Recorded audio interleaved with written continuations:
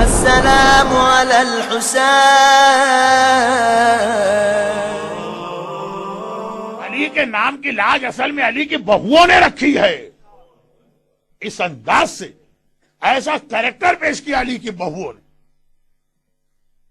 اور اس میں بھی خاص طور پر رباب، خاص طور پہ رباب. اس کے بعد میرے پاس موقع نہیں ہوگا تو ایک ذمہ داری بھی ادا کر دوں، اور ویسے بھی بہترین وقت ہے. بعض صاحبان ایمان بے اولاد ہیں، انہوں نے اولاد کے لیے دعا کے لیے کہا. رباب کا نام آئے، اصغر کا نام آئے تو اس دعا کے لیے اس سے بہتر کوئی موقع نہیں ہوتا. پروردگارا تجھے رباب کی اصغر کا واسطہ، جو بے اولاد مومنین نے خاص التماس کی ہے، ان کی یہ پریشانی دور فرما. اصغر کے وسیلے میں ان کو صاحب اولاد بنا، خاص طور پہ رباب. دیکھیں رباب وہ خاتون کہ آقا حسین نے رباب کے لیے کیسا جملہ کہا جو ایک عام مومن بھی کہتے ہوئے ذرا شرماتا. آقا حسین نے کہا جس گھر میں رباب یا سکینہ نہ ہو وہاں میرا دل نہیں لگتا. بیٹی کے لیے باپ کہے تو پھر بھی سمجھ میں آتا، لیکن پبلک کے اندر اپنی کسی بیوی کو اس طرح پریس کرنا. یا رسول اللہ کا طریقہ ملتا ہے خدیجہ طاہرہ کی تعریف ہوتی ہے، یا آقا حسین کا طریقہ ملتا ہے کہ رباب کی تعریف. اور میدان کربلا کی تمام بیویاں وتھ فل ریسپیکٹ قربانی کے منزل پہ رباب ہمیں سب سے الگ نظر آ رہی ہیں، کیونکہ رباب وہ جنہوں نے کربلا کے میدان میں اپنا سہاگ یعنی اپنا شوہر بھی قربان کیا، جنہوں نے کربلا کے میدان میں اپنا بیٹا اصغر بھی قربان کیا، اور جنہوں نے کربلا کے جہاد میں شام میں اپنی سکینہ بھی قربان کی. شوہر، بیٹا، بیٹی، رباب نے سب راہ خدا میں قربان کیا. ایسی کون بیوی آپ کو ملے گی؟ بلکہ بعض علماء تو یہاں تک کہتے ہیں کہ میدان کربلا کی سب سے پریشان بیوی بھی شروع میں رباب تھی، اور بعد میں اپنے آپ کو سب سے خوش قسمت بھی سمجھ رہی. ہاں، آقا حسین کے لاشے کو جب 11 محرم کو دیکھا تھا نا تو ایک وعدہ کیا تھا زندگی میں کبھی چھت کے نیچے نہیں بیٹھوں. یہ ہلکی ہلکی بارش ہوتی ہے، مدینے کی تیز بارش میں بھی رباب کبھی باہر صحن سے اوپن اسپیس سے اس کے کبھی چھت کے نیچے نہیں آئی. مگر یہ بات کی منزل ہے اس سے پہلے. بعض علماء پڑھتے کہ شب عاشور، آج کی رات شب عاشور ہے نا، کربلا میں آج کی رات اور 24 گھنٹے کے بعد کی رات کتنا بڑا چینج، کتنا بڑا انقلاب آ جائے گا. آج کی رات کربلا کے میدان میں جائیے، 61 ہجری میں سارے خیمے لگے، کل یہ سارے خیمے جل چکے ہوں. آج ہر بیوی کے پاس اس کا وارث بیٹا بیٹھا، کل یہ سارے بیٹے مقتل کے اندر ان کے سر کٹے ہوں گے، ان کے بے سر کے لاشیں پڑے ہوں گے. آج بیٹی کے سر پہ ہاتھ پھیرنے والا باپ ہے، کل یہی بچی یتیم ہو چکی ہوگی. مگر شب عاشور کے حوالے سے کچھ مسائل آج آپ رات کی مجلس میں سنیں گے جو یہاں میں نے سنا ہے ہوتی، اور کل دوپہر میں کچھ پڑھوں گا. ابھی تو یہ بات ہے کہ آقا حسین جیسے ہی شب عاشور آئی پہلے مردوں کا ٹرائل یا ٹیسٹ کیا اور پھر عورتوں کا. مردوں کے لیے پوری میٹنگ بلائی، عورتوں کے لیے میٹنگ نہیں بلائی. آدھی رات کے قریب آقا اپنے مسلح سے کھڑے ہوئے اور ایک بار بیویوں کے خیمے کو باہر سے دیکھتے ہوئے چل رہے. ہر خیمے میں ہر بیوی بہت خوش نظر آ رہی ہے، کل کے جہاد کی تیاری کر رہی ہے. لیلا کے خیمے کے قریب سے گئے، دیکھا اپنے اکبر کو کل کے لیے تیار کر رہی. اونو محمد زینب کے خیمے کے قریب سے گئے، دیکھا زینب اونو محمد کو کل کے جہاد کے لیے تیار کر رہی. کبھی جعفر تیار کے حالات سناتی ہے جو ان کا دادا، اور کبھی حیدر کرار کے حالات سناتی ہے جو ان کا نانا. فروا کے خیمے کے قریب گئے، قاسم کی تیاری ہو رہی. البتہ ایک خیمے کے ابھی قریب پہنچے تھے، دیکھا بھی نہ تھا اس خیمے سے رونے کی آواز آ رہی. حسین تیزی سے آگے بڑھے، یہ خیمہ رباب کا خیمہ. دیکھا اصغر کے گہوارے پہ سر رکھے ہوئے رباب رو رہی. حسین نے پوچھا رباب کیوں رو رہی ہو؟ کیا اصغر مر گیا؟ 3 دن کا پیاسا ہے، یعنی 2 دن اور 2 راتیں، 3 راتیں، اصغر کو کوئی نقصان پہنچ گیا، رو کیوں رہی؟ بڑا عجیب جملہ رباب نے کہا میں تو رو رہی ہوں اپنی بدقسمتی پر، میں تو رو رہی ہوں اپنی محرومی پر، ہر بیوی کو دیکھ رہی ہوں کہ کل کے جہاد کے لیے کیا تیاری کی جا رہی ہے، لیکن آقا اس گھر میں آ کے اللہ نے مجھے سب دیا، اولادیں بھی دی، مگر 2 اولادیں اس طرح سے دی کہ دونوں جہاد کے لیے نہیں جا سکتی ہیں۔ بڑی بیٹی دی ہے سکینہ، لڑکیاں میدان میں نہیں جاتی، اور جو میدان میں جا سکتا ہے لڑکا وہ اتنا چھوٹا ہے، اتنا چھوٹا ہے، اتنا چھوٹا ہے کہ گھٹنوں کے بل چلا کے بھی نہیں لے جا سکتے۔ آقا کل جب یہ ساری بیویاں شہزادی فاطمہ کے سامنے جائیں گی تو اپنی اپنی قربانی لے کے جائیں گی اور رباب خالی ہاتھ جائے گی۔ مجھے نہیں معلوم آقا نے رباب کو کیا جواب دیا۔ ہم اور آپ ہوتے تو ہاتھ جوڑ کے کہتے ارے شہزادی آپ کہہ رہی ہیں میری سکینہ جہاد نہیں کر سکتی، ارے سکینہ تو تماچے کھا کے ایسا جہاد کرے گی کہ نام یزید کو گالی بنا دے گی۔ آپ کہہ رہی ہیں میرا اصغر اتنا چھوٹا کہ گھٹنوں کے بل بھی نہیں چل سکتا، ارے اصغر تو کل ایسا جہاد کرے گا کہ دنیا اکبر کا جہاد بھول جائے گی، دنیا عباس کا جہاد بھول جائے گی۔ یہ خالی اوریٹری کا جملہ نہیں ہے، پورا لشکر یزید نہ اکبر کے جہاد میں رویا ہے نہ عباس کے جہاد میں رویا ہے، اصغر کو دیکھ کے منہ پھیر کے یزیدی رونے لگے۔ ایسا جہاد اصغر کرے گا۔ اور اگلا دن آ گیا، صبح سے لاشوں پہ لاشی آ رہے، یہاں تک کہ وہ وقت آ گیا حسین اکیلے رہ گئے، نہ عباس ہیں نہ اکبر ہیں۔ ایک بار ٹیلے پہ گئے، دائیں طرف دیکھا بائیں طرف دیکھا، آواز دی حل من ناصر ینصرنا، ارے ہے کوئی بھری کائنات میں جو محمد کے بیٹے کی مدد کو آئے؟ اور کہیں سے جواب تو نہ آیا۔ خیمے سے بیویوں کے رونے کی آواز آنے لگی۔ حسین ٹیلے سے اتر کے خیمے میں گئے، کہا زینب کیا بات ہے، ابھی میں زندہ ہوں، بیویاں کیوں رو رہی ہیں؟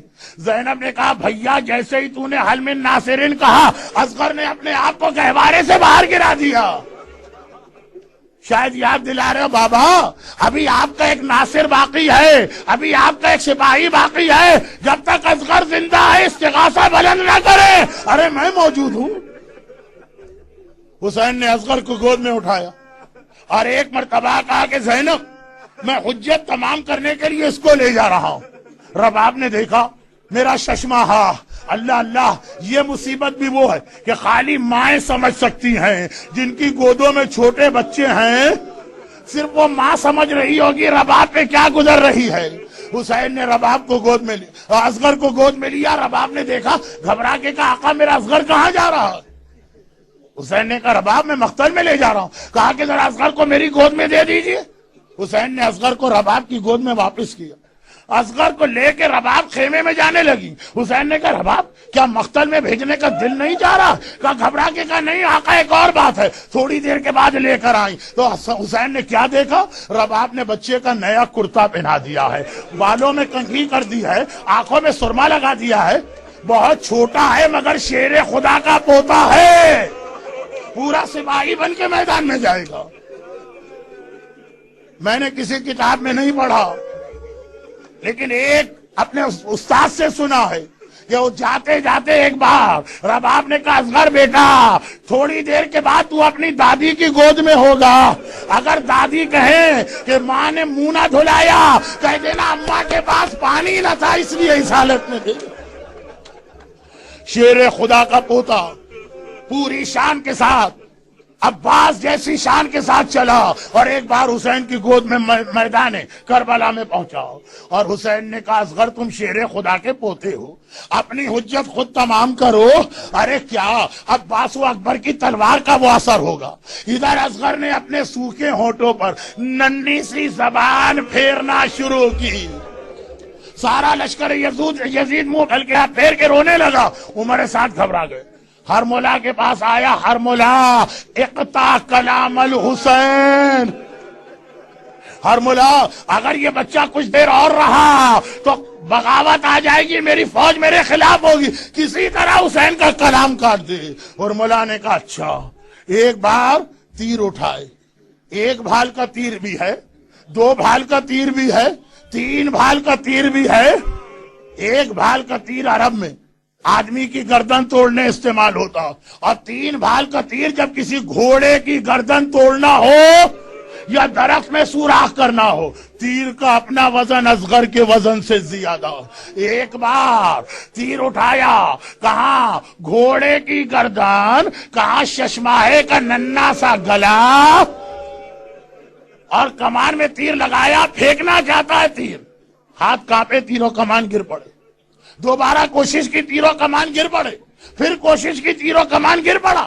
اس کا دوست سنان آیا، ہرملا اگر کوئی مجھ سے پوچھے عرب کا سب سے بڑا بہادر کون ہے، میں تیرا نام لوں گا۔ ایک بچے سے ڈر گیا۔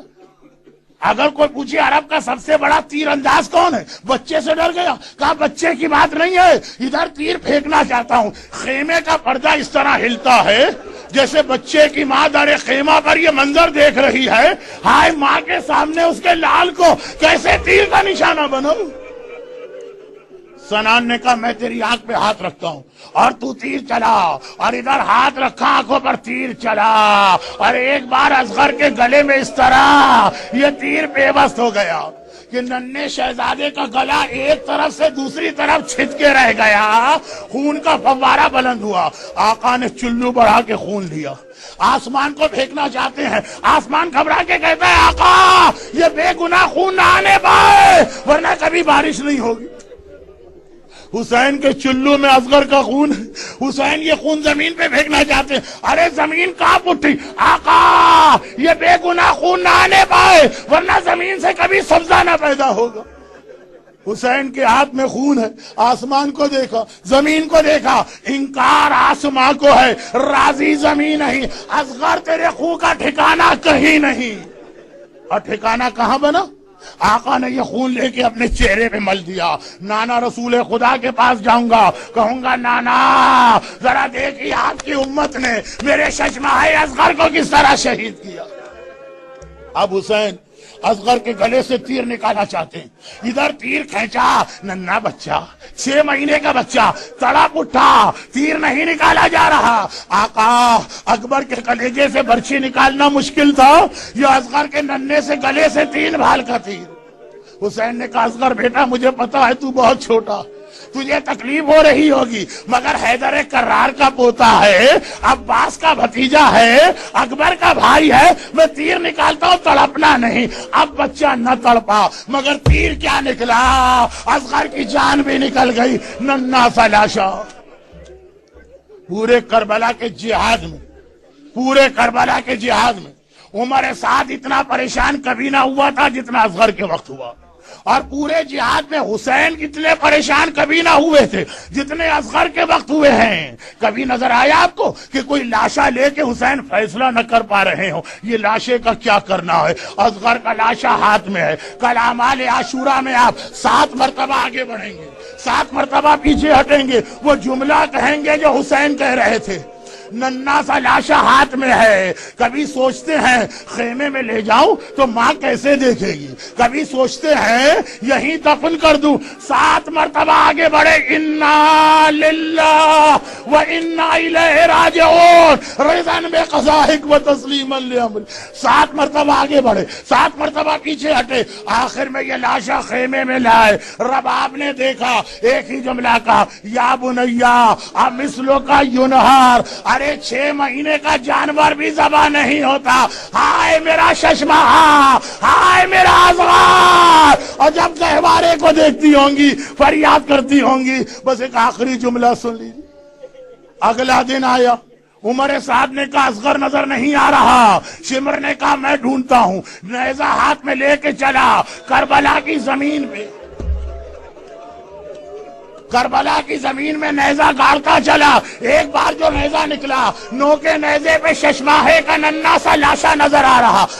شمر نے ایک ہاتھ سے لاشا تھاما، دوسرے ہاتھ سے خنجر نکالا، اصغر کا گلا کاٹا۔